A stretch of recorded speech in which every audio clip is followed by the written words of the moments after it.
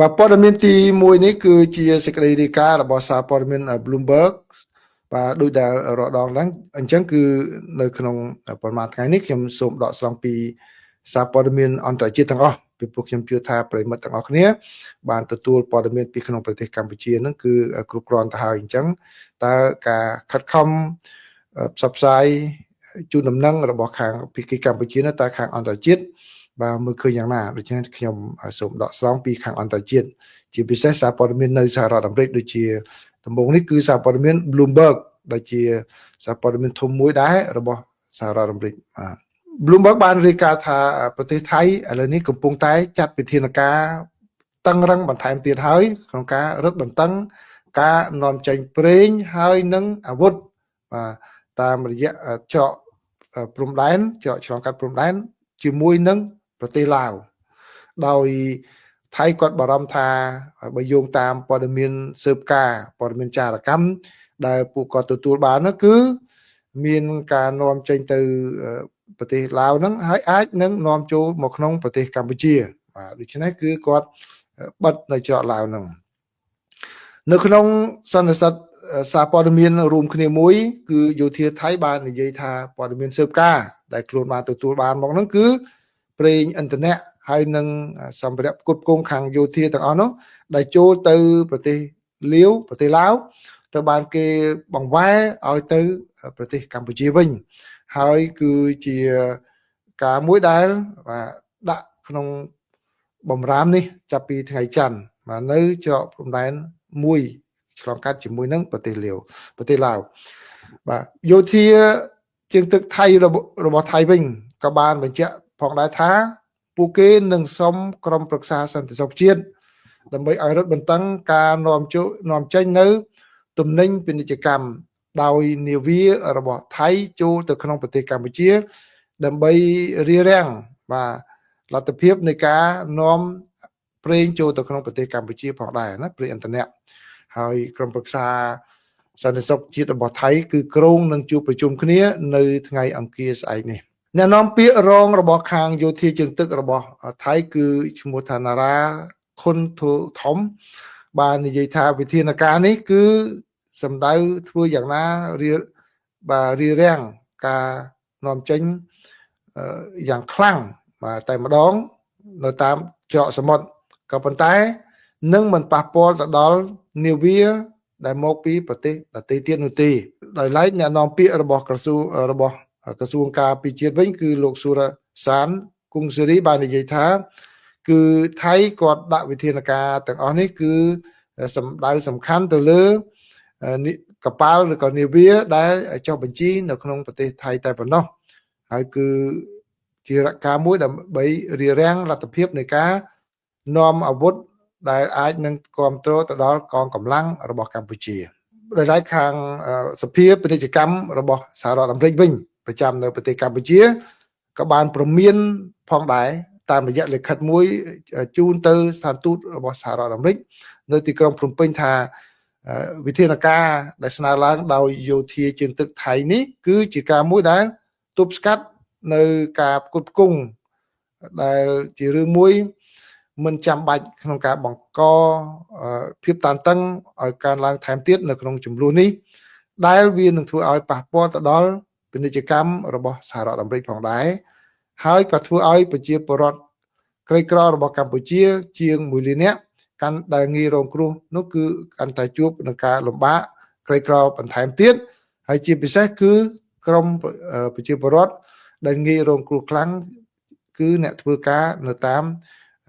វិស័យកម្មន្តសាលតាមរោងចក្រណាបាទដោយឡែកលើវិធានការយោធានៅថ្ងៃនេះវិញបើតាមសេចក្តីរាយការណ៍របស់សារព័ត៌មាន Bloomberg គឺឲ្យដឹងថាថៃបានចាត់វិធានការបន្ថែមទៀតនឹងគឺ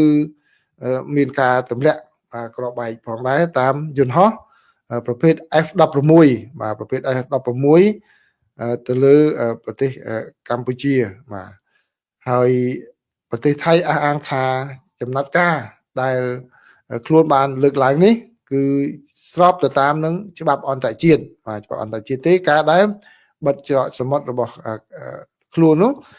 ដោយយោងទៅតាមច្បាប់គេថាច្បាប់ អនុសញ្ញាអង្គការសហប្រជាជាតិស្តីអំពីច្បាប់សមុទ្រដែលតាក់ទងជាមួយនឹងសេរីភាពនៃចរាចរណ៍នាវាហើយចំណាត់ការនេះគឺមានគោលបំណងមិនធ្វើឲ្យប៉ះពាល់ធ្ងន់ធ្ងរទៅលើការធ្វើពាណិជ្ជកម្មការដឹកជញ្ជូននិងការផ្គត់ផ្គង់អ្វីនោះទេនេះបើតាមអ្នកនាំពាក្យរងរបស់ខាងក្រសួងការបរទេសរបស់ថៃបាទអញ្ចឹងបានន័យថាទាំងអ្នកនាំពាក្យក្រសួងការពារជាតិទាំងអ្នកនាំពាក្យក្រសួងការបរទេសរបស់ថៃគឺប្រគំគ្នានិយាយតាក់ទងជាមួយនឹងច្បាប់និយាយតាក់ទងជាមួយនឹងការ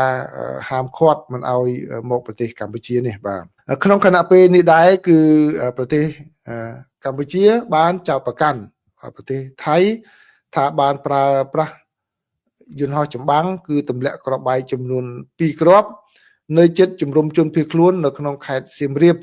កាលពីព្រឹកថ្ងៃច័ន្ទដែលមានចម្ងាយជ្រៅរហូតដល់70គីឡូម៉ែត្រចូលទៅក្នុងទឹកដីរបស់កម្ពុជាបាទចឹង70គីឡូម៉ែត្រហើយណារដ្ឋមន្ត្រីក្រសួងព័ត៌មានរបស់កម្ពុជាគឺលោកណេតភក្ត្រាបានបញ្ជាក់ថាចំណាត់ការនេះគឺវាស្មើនឹងការចូលឈ្លានពានដោយយោធារបស់ថៃហើយដែលមានគោលបំណងផ្លោងឬក៏វាប្រហារទៅលើគោលដៅជនស៊ីវិលនិងហេដ្ឋារចនាសម្ព័ន្ធស៊ីវិលហើយលោកនេតភក្ត្រាបានបន្ថែមទៀតថាប្រទេសថៃបានរំលោភច្បាប់អន្តរជាតិដោយការវាប្រហារទៅលើជនស៊ីវិលហើយសារព័ត៌មាន Bloomberg បានបន្ថែមនេះរឿងសំខាន់ណាស់ដែលគេបន្ថែមជាសារបាលហ្នឹងគឺចំណុចព័ត៌មានដើមហ្នឹងតែយ៉ាងម៉េចគឺនាយករដ្ឋមន្ត្រីថៃលោកអនុทินច័ន្ទវីរគុលបានបដិញ្ញាថានឹងចាត់វិធានការយោធារហូតតតែថៃមានអារម្មណ៍ថាខ្លួនឯងលែងរងការខូចខាតឬក៏ការគំរាមកំហែងចំពោះទឹកដីនិងប្រជាជនរបស់ថៃទៀតហើយលោកអនុทินបានទទូចថាគឺមិនមានទេនៅការព្រមព្រៀងឲ្យមានការជួបបាញ់គ្នានោះបើទោះបីជាមានកិច្ចខិតខំប្រឹងប្រែងដែលប្រឹងប្រែងដោយប្រធានាធិបតីសហរដ្ឋអាមេរិកលោក Donald Trump ហើយនិងនាយករដ្ឋមន្ត្រីនៃប្រទេសម៉ាឡេស៊ីលោក Anwar Ibrahim ក្នុងពេលអំឡុងពេលចុងសប្តាហ៍កន្លងទៅនេះក៏ដោយសារព័ត៌មាន Bloomberg បានបន្ថែមទៀតថាមានអ្នកស្លាប់បាត់បង់ជីវិតនឹងជាង20នាក់ហើយក្នុងនោះគឺមានទាហានថៃចំនួន16រូបនេះជាតួលេខផ្លូវការណាហើយនឹងប្រជាពលរដ្ឋកម្ពុជាចំនួន12រូបផងដែរហើយមានប្រជាពលរដ្ឋជាងកន្លះលាននាក់ត្រូវបានផ្លាស់ចេញភៀសសឹកចេញពីលំនៅឋានដែលជាការមួយផ្ទុះឡើងនៅអំពើហិង្សាជាថ្មីឡើងវិញចាប់តាំងពីថ្ងៃទី7ខែធ្នូមកដោយឡែកខាងភាគីកម្ពុជាមិនទាន់បានបង្ហាញអំពីតួលេខខូចខាតខាងផ្នែកយោធារបស់ខ្លួននោះទេនេះគឺជាការវាយប្រហារនឹងការកើនឡើងនៅភាពតានតឹងជាងគេបំផុតហើយចាប់តាំងពីការវាយប្រហារគ្នាកាលពីរយៈពេល5ថ្ងៃកាលពីខែកក្កដាកន្លងទៅនេះបាទហើយទៅបានឈប់ប្រយុទ្ធគ្នានៅពេលនោះដោយសារតែលោក Donald Trump លោកបានចូលរួមនៅក្នុងការគម្រាមកំហែងទៅលើដោយយកពន្ធគយឲ្យប្រទេសទាំងពីរបញ្ឈប់ការប្រយុទ្ធគ្នាហើយការប្រយុទ្ធគ្នាជាថ្មីនេះក៏ជាការរំលោភធ្វើឲ្យខូចខាតទៅដល់កិច្ចព្រមព្រៀងទីក្រុងកូឡាឡំពួរដែលបានចុះហត្ថលេខារវាងមេដឹកនាំថៃនិងកម្ពុជាហើយមានសាក្សីដោយម៉ាឡេស៊ីនិងសហរដ្ឋអាមេរិកកាលពីខែតុលាបាទនេះគឺជាសេចក្តីរាយការណ៍របស់សារព័ត៌មាន Bloomberg ណាបាទចប់ត្រឹមនេះហើយគឺមានវែងប៉ុន្តែខ្ញុំសូមដកសំប៉ុណ្ណេះ